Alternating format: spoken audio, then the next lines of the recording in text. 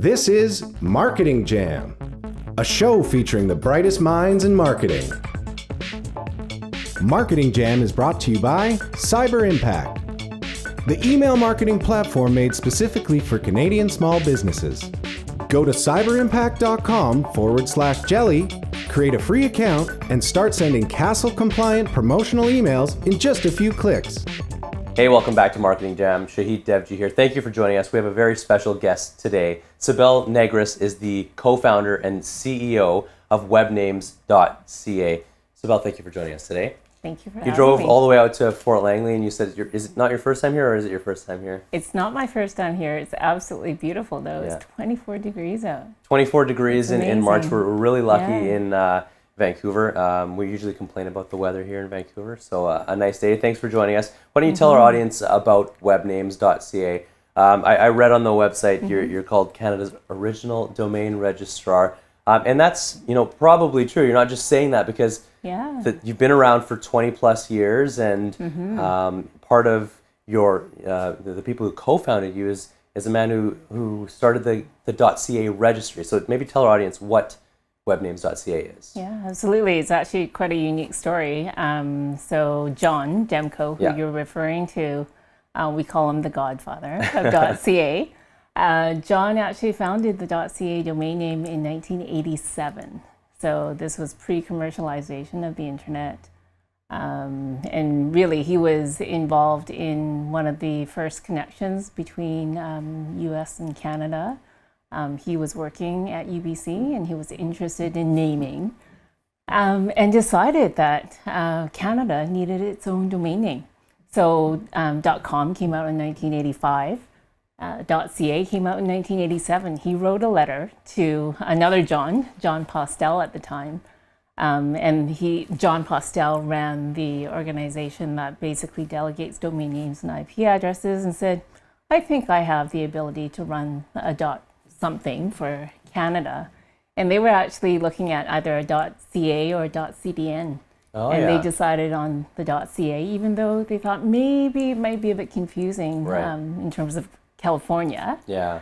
But and then there's the CAN, which Canada is known as in other ways, in sports specifically, right? But most of the all the CCTLDs, the country code top level domains in the world, are 2 letters. So they decided on the CA. US is one of them, and CN now is China. Okay. So it's good that they decided on the CA. Was that just coincidence that he decided on that, and then everyone else was 2 letters after the fact? You know what? I don't know that. I should actually ask him. Yeah. But it's. I think it was probably a standard that was becoming more common, so they just stuck with that. So ultimately, he ran that registry for 13 years for free. He never charged a single dollar for running that registry. So up until about 2000, you could get a .ca name for free. Okay. So I met him in 1999, 2000, and thought, this guy is absolutely incredible. I was enjoying the story that he was telling. I was doing some contract work in the industry liaison office at UBC at the time. It was called the UILO. I had exited a different company, and so I heard this story of this guy who had been doing this for free, and I thought, wow, what an amazing person. And I sat down with him and was just completely intrigued in what he was doing. So I went to his office, and I could see like stacks of papers stacked behind the door, thinking, what is he up to? So essentially, he was taking, ironically, domain registrations manually. On paper. So you would have to email him the registration. You would have to fax in documentation to prove who you were. Yeah. And in order to get your .ca domain name, you had to be federally incorporated. So you couldn't actually get your business name .ca unless you were federally incorporated or had multiple offices in more than one province. Otherwise, you would have to get your name .bc.ca or .ons.ca. Yeah. And if you were an individual, you would have to get your name .vancouver.bc.ca. Oh, wow. Or, like every city had its own geographical delineation. So that's the way things were set up. And how times have changed. You just need to be a resident of Canada to get a .ca. Exactly, or a trademark. You have to be a trademark owner. Yeah, and within minutes now, right? Yeah, absolutely. But we started, to take registrations online. We built a website. We worked with the tech transfer manager at the time at the UILO. Brought in somebody to develop the website. He was coding, and I would be writing the content, and we'd get things up and running. And then we ended up packaging up the technology, and we sold it to the Canadian Internet Registration Authority. Right. So they became the registry and the wholesaler, and then we became one of the accredited registrars. Right. So registrars like GoDaddy and Domain.com and all, there's so many of them now. Lots of them. You were playing in that space quite early on in 2000, right? Yeah. What was that like, working in sort of the .com boom? Yeah, it was tons of fun. We went from 3 to 30 people in 4 months, and we did $2.5 million in our first year of operations. Wow. So that was pretty crazy, and we only sold one product. So the growth was tremendous. We had a tiny little office at UBC, at the University of British Columbia, and people slept in sleeping bags. Just like, we couldn't keep up with the demand because the rules for .ca opened up, and all this demand, all this pent-up demand was there. So we basically capitalized on an opportunity that was pretty short-lived, because then after we realized that we've got all these customers with their .ca domain name, but what do they do? Right? They can't use it for email, they couldn't use it for hosting, and we thought, we either have to sell these customers to another company that had the infrastructure to deliver on these other services, or we would have to build. And this is 19 years later. Exactly. We built. How long did it take you to come to that realization and to become what you are today? Yeah, it was pretty quick. I think in tech, you just have to build fast. And initially, we partnered, and we didn't build everything from scratch. But it was pretty quick in terms of having to deliver on those types of services. Otherwise, we would start losing customers. Right. But today we have over 800 different domain extensions, not just .ca. And then we do email, hosting, digital certificates. We did web development for a number of years as well. So lots of different types of services that are associated with domain names. Yeah. So John had the foresight to create the registry back then. Yeah. But I mean, you must have had some sort of inclination that this was the right place to be. Would you say that, or did you just kind of happen upon it and then take a chance? I mean, what was your thinking like in 1999 when you met him and then sort of taking those next steps to taking orders online, like you said, and then eventually getting to selling the registry and starting the company? Like, what kind of foresight did you have personally? Yeah, so I guess you could call me a serial entrepreneur. I had been in the pharmaceuticals business. I was employee number 3, and we took that through an IPO. And then I took an exit a few years later. I then started a construction company. So we were building, luxury homes in the West Point Grey area, as well as some commercial places in downtown Vancouver. So I was always looking for opportunity and looking for good people that I wanted to work with. And when I met John, I realized, number one, he had an amazing idea. The fact that he was such a visionary for the country. And he came from an era of the internet where individuals didn't do things for profit. The internet is built on individuals like John, who had this foresight and wanted to share knowledge and expertise, and that's really what the internet was built for. Yeah. It was never intended to sell products and services online or advertising online. Which it feels like it's all that it's for now, right? Yeah, I mean, in this generation, if you were to grow up in this generation, you would have never known that that's how the internet started. But it was, people who were in universities trying to communicate with each other and trying to do something good. So, I think I was just very attracted to working with somebody like that who was a visionary, and the fact that he'd been recognized by a prime minister at the time as a pioneer of the Canadian internet. I was just very attracted to working with somebody like that. Didn't know where things were going to go. And honestly, it was like, this is exciting. We knew there was going to be a huge opportunity for .ca with the rules being liberalized. But let's go for it and see what happens. And things happened. What did you think back then and now even the purpose of the .ca was and is? Has it changed? Is it simply to delineate between a Canadian property and otherwise back then and now? What's your answer to that? Yeah, so I think .ca still has a lot of value, as you say, to delineate between a Canadian business or entity or an individual from all the other choices that are out there. .com is obviously still king, and for a multinational organization, you should have your .com.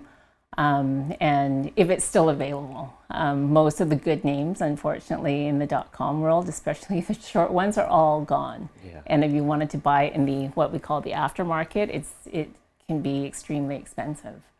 And then that's why ICANN, the Internet Corporation for Assigned Names and Numbers, ICANN for short, they opened up the rules back in 2012 to allow basically anybody to own their own domain name.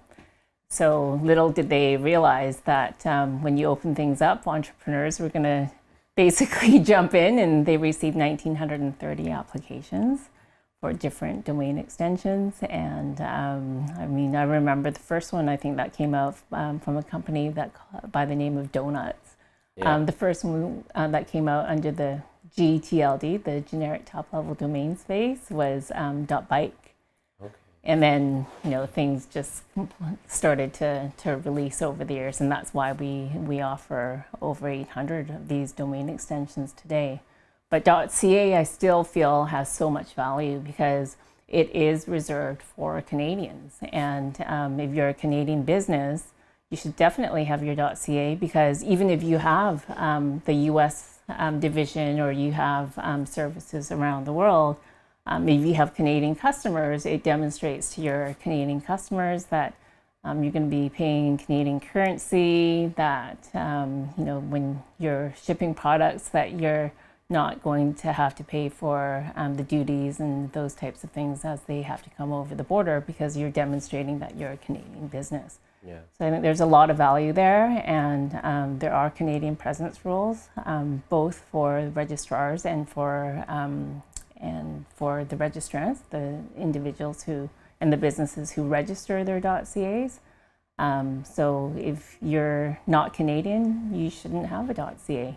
And I think it feels, I guess, for some people a little bit protectionist, but I think being Canada, we have such a small population that we should have, that, something that is our own and demonstrates the trust and the value of being Canadian. Yeah, you talked about those vanity domain extensions, right, which they've come to known as, and what is that still something? Was it a fad? Is it still something that you think is going to grow because the .coms and .cas are being swept up and have been swept up so quickly? Mm-hmm. Is that just the way the domain needs to go to allow for new entrants and registrants as you speak? Yeah, so it's interesting because when you talk about the vanity domains, some of the CCTLDs, the country code top level domains over the years, prior to this big launch in 2012, have been used for that purpose. So like .us, right? Not .us. Exactly. And then .io. Right. I think they've done a phenomenal job in marketing it to early startup tech companies, because IO is actually Indian Ocean, and most people don't realize that. But it sounds kind of cool. You've got a short name company that's .io, and people go, oh yeah, cool tech company, but it's actually Indian Ocean. Because it's input-output, right? That's what it's supposed to stand for in the tech world. Yeah. And then TV is actually Tuvalu.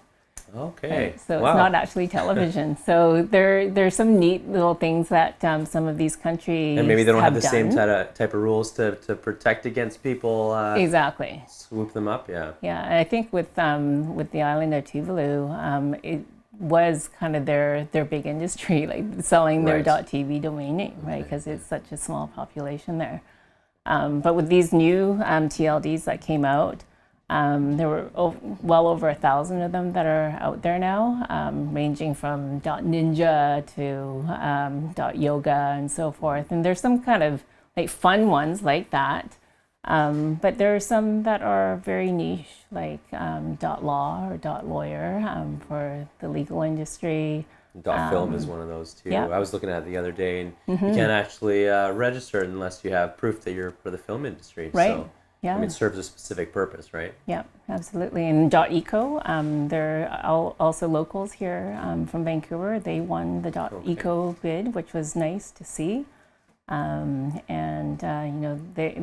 have run basically .eco in what we call a sponsored domain space, where you have to have something to do with being environmentally friendly and so forth in order to get your domain. And I think they've done a pretty good job in reserving that space for that purpose. Okay, so back to what Webnames does as a business. You're talking about the .ca being important for Canadian businesses to show their clients and customers that they're Canadian and that they can be trusted to be in Canada and operate in Canada. Webnames.ca has a .ca for a specific reason, I'm assuming, and I wonder if part of that is, with all the talk about privacy and data protection these days, and all the the glitches and breaches we've had in the last several years, how important is it for you to be a Canadian company operating in Canada, and how important do you think it is for customers to know that they're operating with a Canadian with their data, and is from start to finish, does Webnames sort of keep that data when it comes to hosting in Canada, or is it also overseas as well? Yeah, no, all of our data is here in Canada, and that is how we market. Our customer base is predominantly Canadian. We have some multinational organizations and big brands that are with us, and Fortune 500 companies, but the majority of our customers are still Canadian. And that's why we're very protective of our namesake, Webnames.ca.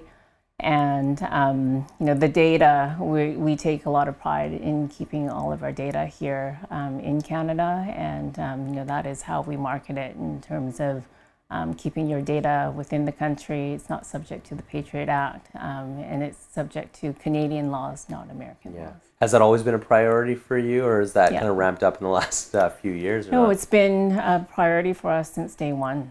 So we've been in business for 19 years. We've basically kept Webnames.ca as our brand. We have been very proud to be Canadian, 100% Canadian owned. We don't outsource, whereas a lot of our competition, I realize it's a lot cheaper to have developers or call centers in other countries like the Philippines or in Russia and so forth, in Indonesia. But we take pride very much in the security of the data of our customers, and we want to be employing Canadians. So from day one, we've always employed Canadians, and we've always made it a policy not to outsource. Yeah, so I was watching a video about the core values at Webnames.ca, and one of them was the service, and the excellence in service. And I'm assuming that's one of the ways you market and differentiate from your competitors, is that Canadian-based service, that quick service. But I still wonder, with the big names that we've talked about, how it's been so long and you've still been able to survive competing with those big players.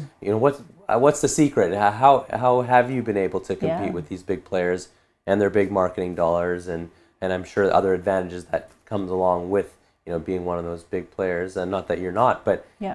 what's the struggle been like, and then how have you been able to overcome that struggle? Yeah, so differentiation is through a couple of things, and number one is our core values. And our core values, we have three of them, and first and foremost is to amaze every customer with exceptional service.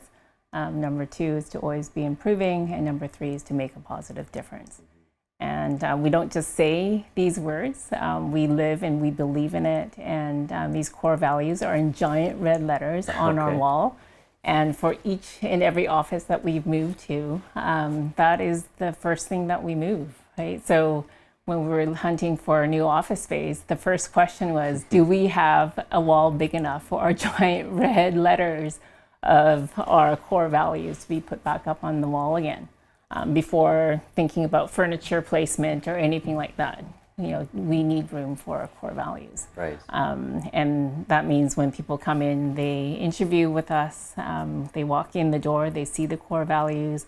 When we have meetings and we talk about, should we be doing this or should we be doing that, we always go back to whether these decisions are aligned to our core values. And if they don't, then that's the decision that we don't do. Right?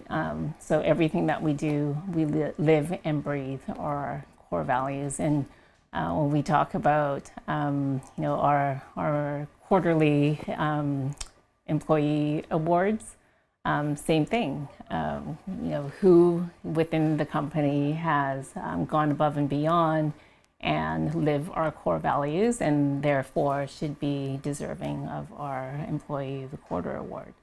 So everything we do, we talk core values first and foremost. Yeah. And then sort of, has that been enough? Because obviously the product, I don't know, does it differentiate a whole lot between your competitors? It seems to be, quite similar, right? In the domains and the email and the hosting. Mm-hmm. Has the core values been enough, or has there been, marketing or other things that you've done that have helped, set you apart from maybe the U.S. international counterparts that you have? Yeah, so domain names on their very own are a commodity. Mm-hmm.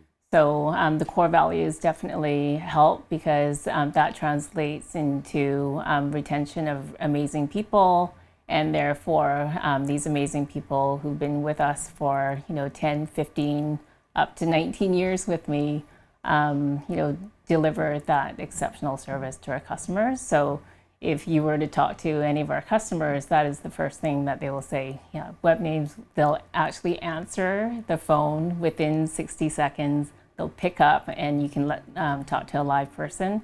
And that's something that our customers really value. And it makes sense. I mean, I think of myself, and I bought my first domain name with GoDaddy, and I haven't switched since. And I don't know why I haven't switched. It's just comfortable staying there. So if you provide service on top of that, I'm sure it goes a long way, right? Yeah. So besides the service, though, and honestly, like a part of our business, we go head to head with GoDaddy on the retail side of our business, is what we call it. So small businesses and individuals who would buy a domain name and a hosting account, maybe a few emails here and there.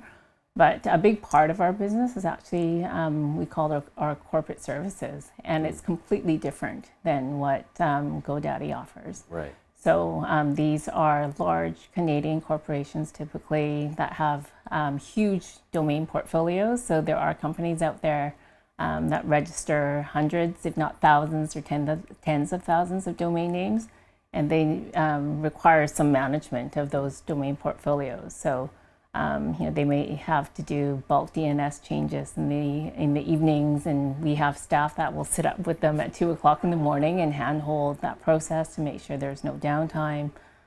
We have very specific ways of handling invoicing that are tied to the needs and the accounting systems of large corporations, government, and municipalities, and so forth. We deal a lot as well with the universities and schools and so forth that also have fairly unique needs of how they do business. So that's a big part of our business, and that's a very profitable part of our business. That GoDaddy, they don't offer that level of service, so it's completely different. So as you were saying, part of the Webnames.ca story is the fact that you're a serial entrepreneur, and then you kind of met John and have gone on this journey together. What is it that makes you a serial entrepreneur? What is it about you that is interested in starting businesses and making them successful?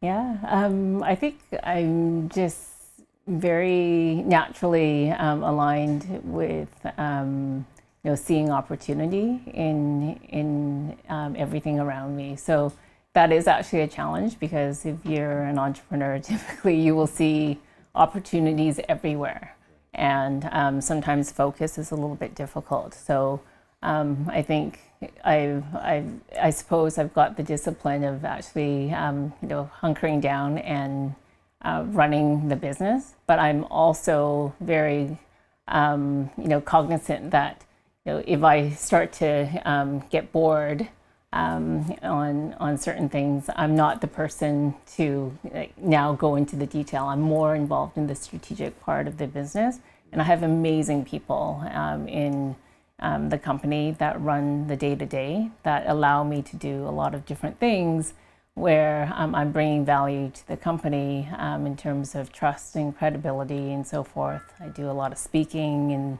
all of that, where I don't have to be there day to day to make sure that the finances Right. are the bills are being paid, and that our customers are happy. We have amazing people who are awesome at what they do, and that's what they're charged to do, and they're way better at it than I am. So as a co-founder, did you jump right into the CEO role when things started up, or did it take some time? Yeah, it took some time actually.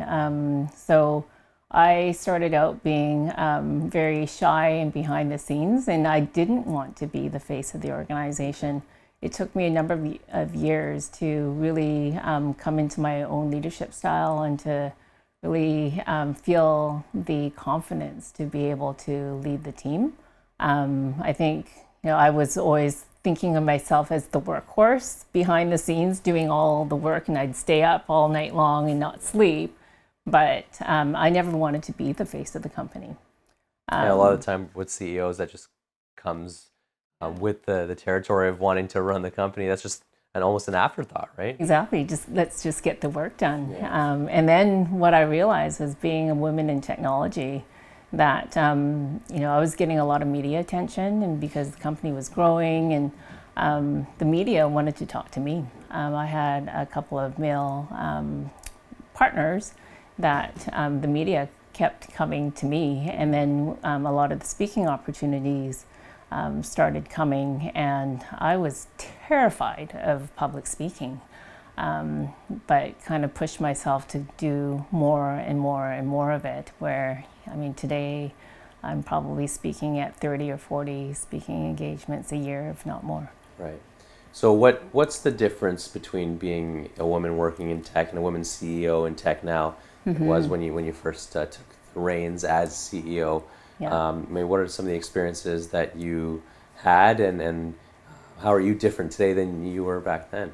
Yeah, things have changed a lot. In the beginning, there were very few women in the tech space. Today, there are a whole lot more, and we are having the conversations today out there that there aren't enough women in technology. Back then, that is just the way it was. Right. And nobody talked about it, and it was one of those things that you kind of accepted, or go do something else. The other thing that I think I realized was there were a lot of things that I just kind of accepted, and I don't regret it at all, because I actually feel, when people ask me, so you must have gone through a lot of obstacles and challenges in order to get to where you are as a woman in technology, and said, that's true. But on the other hand, I just feel I'm blessed in the fact that I've had to go through and kind of fight my way a little bit into the industry, that it's made me stronger and more resilient. And honestly, as a female, I tell the younger female entrepreneurs today is, when you're in a room and it's 100 guys and it's you and a handful of women, guess who gets all the attention? right? So don't look at it as an obstacle, look at it as an advantage, and use it. Yeah. Don't always think of everything as a challenge, and how are you going to turn that around and use it to your own advantage? Yeah. So, but I've had experiences where I'd walk into a room with a male partner, and automatically I was looked at as either the spouse or the executive assistant of the male partner until they realize I'm the CEO. And that still happens sometimes today, where somebody will automatically think, oh, so what's your role? Do you do HR, or are you in marketing? And because those are typically, like, even in the technology side of things, the typical female, considered the female roles, and very few women that are actually doing the coding, the development systems, or even in the tech support. And it is true. When we hire for those roles, very few women are still applying today. But the industry's changed. We don't do, even maybe it was 6 or 7 years ago, there were industry events at the Playboy Mansion, and showgirls walking around, and the women at the booths were considered booth babes. That doesn't happen anymore. And when you go to an industry event, there's a more equal representation of women speaking on panels instead of all men. And there have been many industry events where it's not a single woman on a panel. And today that's changed dramatically. Yeah. And so as you're illustrating, that mindset has changed. But I'm curious to hear your answer as to why it's important for that, outside of just having gender equality at a base level. What can that gender equality bring to the table in terms of what companies can then do? Is there an answer to that you have in mind? Oh, there's definitely an answer. I mean, there are many studies out there that having better diversity, and it's not just gender, but ethnicity and whatever else, like how we all talk about diversity and inclusion today, is really about bringing more different types of thinking to the table, right? If you have all men who are all white, of all the same age group, you're only probably going to get a fairly narrow stream of thought. And there are studies today that demonstrate that the more diversity and more women on a board of an organization is not just the right thing to do, that it is the smart and financially better thing to do, because it serves the companies better. They're financially more profitable and more successful by having more women on their boards and in their senior executive teams. So you said that you are speaking 30 to 40 times a year. What do you find yourself talking about most? Is it tech related, or is it more what we're talking about right now, or what is it? And what do you want to talk about the most? Yeah, so a lot of the conversations, was tech. A lot of them talking to younger entrepreneurs or students and so forth. So I do quite a large number of speaking engagements for that purpose, and just sharing experiences of being an entrepreneur and being just the entrepreneurial journey, which is something that I get asked to speak to quite a bit. I was recently asked to lecture at the Schulich School of Business for the International MBA program at York University. And that was such an amazing thing to be able to do. These students are the top minds in their home countries, and some of them are from Canada as well. And to bring all these people together in one room in a small cohort of about 35 people, some of them came from super senior positions, either in government or in business. And they just wanted to hear my entrepreneurial journey, and I shared some of my ideas around that. That was fun and such an awesome experience. But I do like speaking to young entrepreneurs and to students. And then on the other side, I do a lot of talking about not necessarily gender equality, but I think these days more about the imposter syndrome, Okay. which is an article that I wrote about, I guess it would have been 2017. So what happened was I was chosen as one of the top 100 most powerful women in Canada. And this was probably, I would say, 8 or 9 years ago. And when I got the phone call, I actually thought somebody had made a mistake. Oh. And I thought, wow, did somebody mess up somewhere? It must have been a computer error. But I went to the event in Toronto, and there was 1,400 people at this event. And you can just imagine, 100 type A personality women all lining up to go into this giant room. And the music's blasting and the champagne's flowing. We walk into this room and everybody's doing a standing ovation and clapping. And then we had to walk up on stage, and I'm on the front row, right? And Lisa Lisson, who is she's the CEO of FedEx Canada, she grabbed my hand and she's dancing with me. And then we go and sit down, and I'm sitting beside Christine McGee, and on the other side, Jacqueline Chen.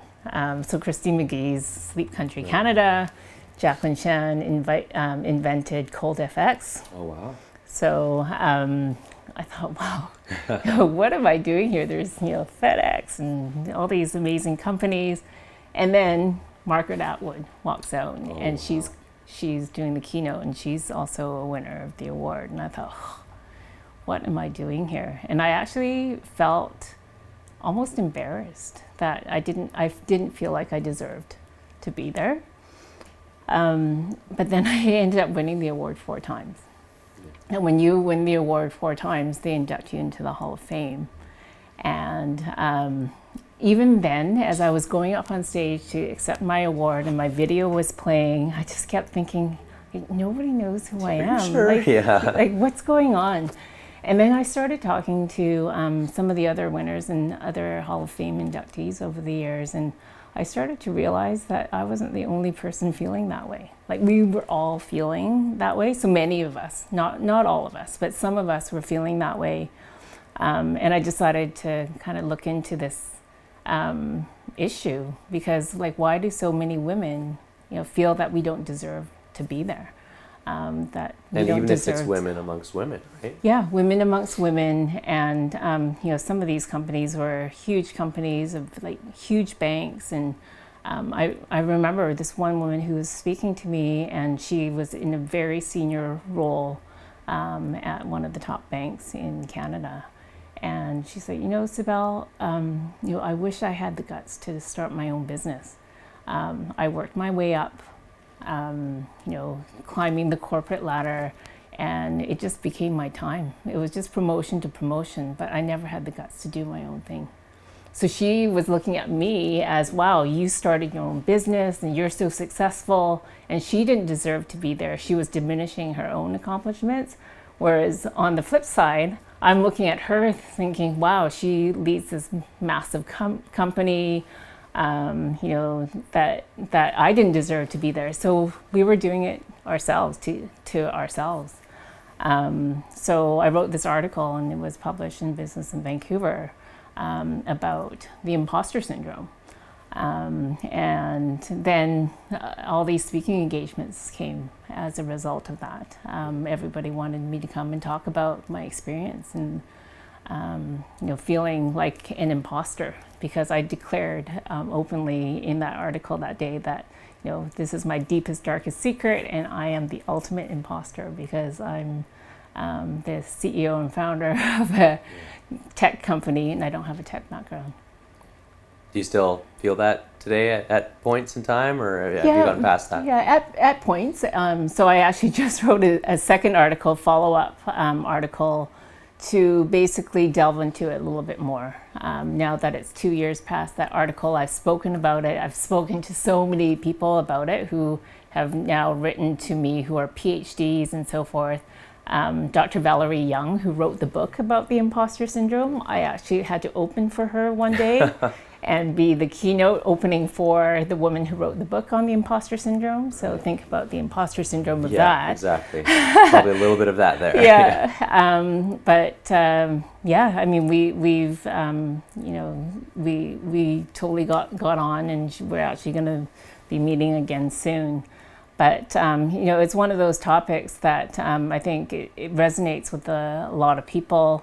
And what I've realized is that, you know, you go through stages in life where it's actually okay to be a little bit scared, right? Like, in fact, I tell people now that I do things that I'm afraid of at least once a week now.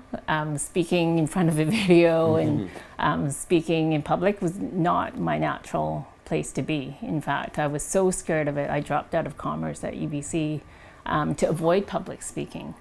But, you know, challenging yourself and stepping out of your comfort zone to do something that you're afraid of, you know, consistently helps you become comfortable with being uncomfortable.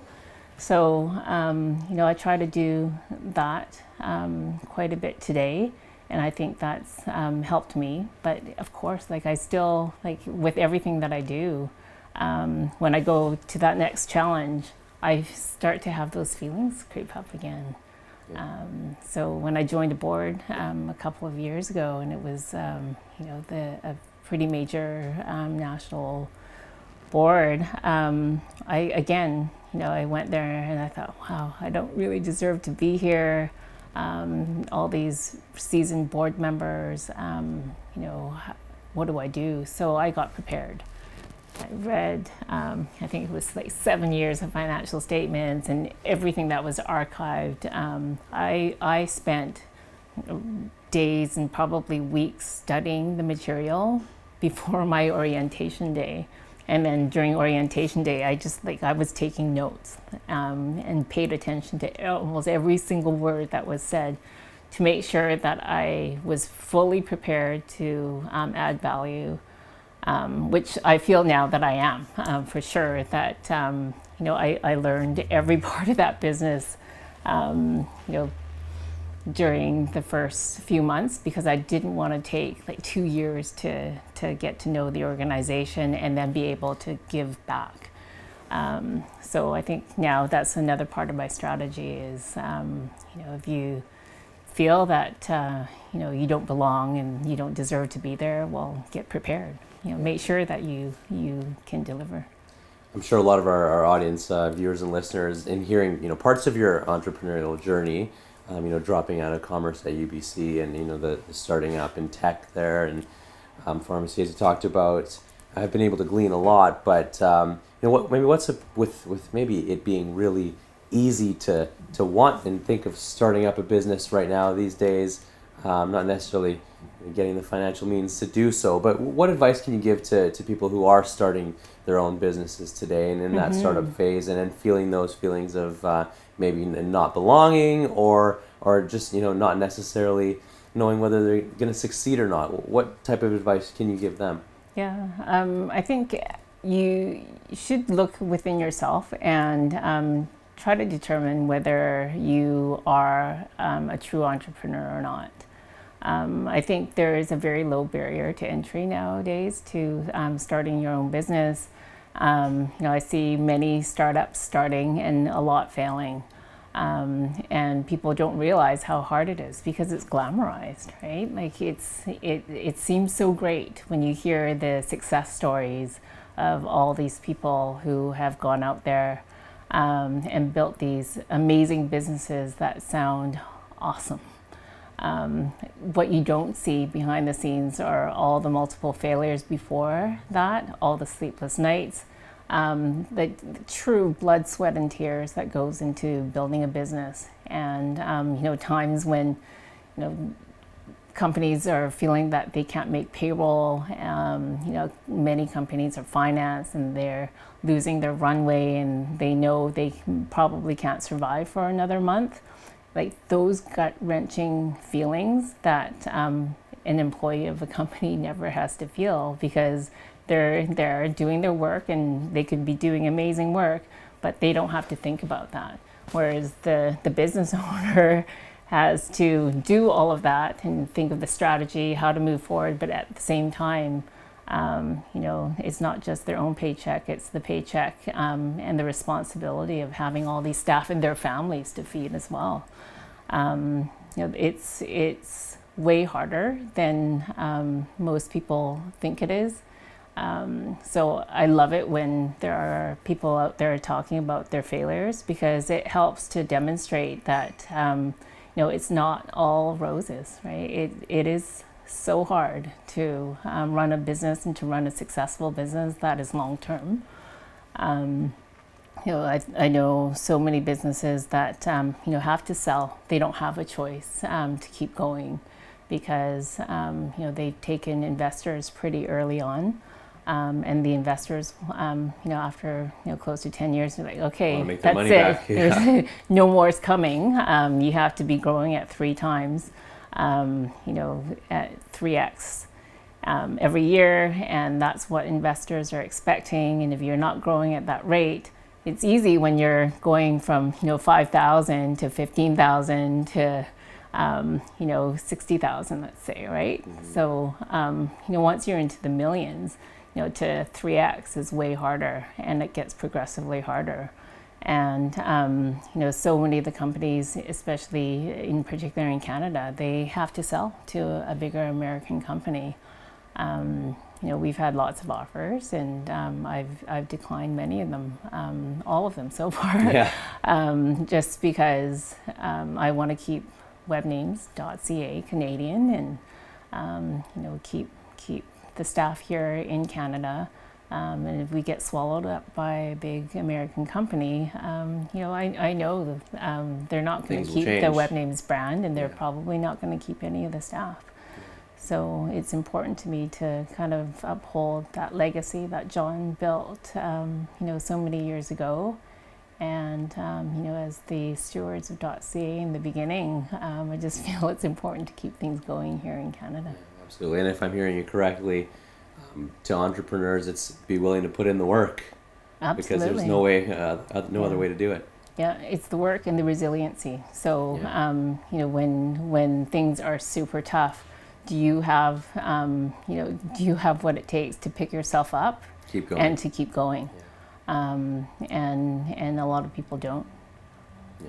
Mm-hmm. Well, this has been amazing. Is there anything else you wanted to talk about today? I'm sure, like I said, there's so much that people can take away from a lot of our audience, small businesses, looking to grow and coming to us for marketing advice. But the business advice is just as important, if not more important. So, anything else you want to talk about? Yeah, well, get your .ca. If you're Canadian, get your .ca domain name, and there are lots and lots of resources out there for those that want to start their businesses in Canada.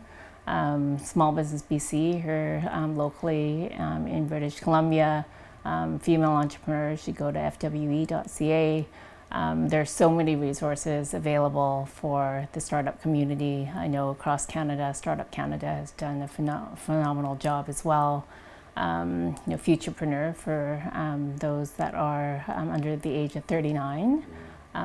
They have a national network as well. So lots and lots of resources for those that are starting up. Perfect. Well, Cybele Negris from Webnames.ca, thank you so much for joining us. Thank you. Enjoy Fort Langley for the rest of your day here. Thank you very much. Thanks for having me.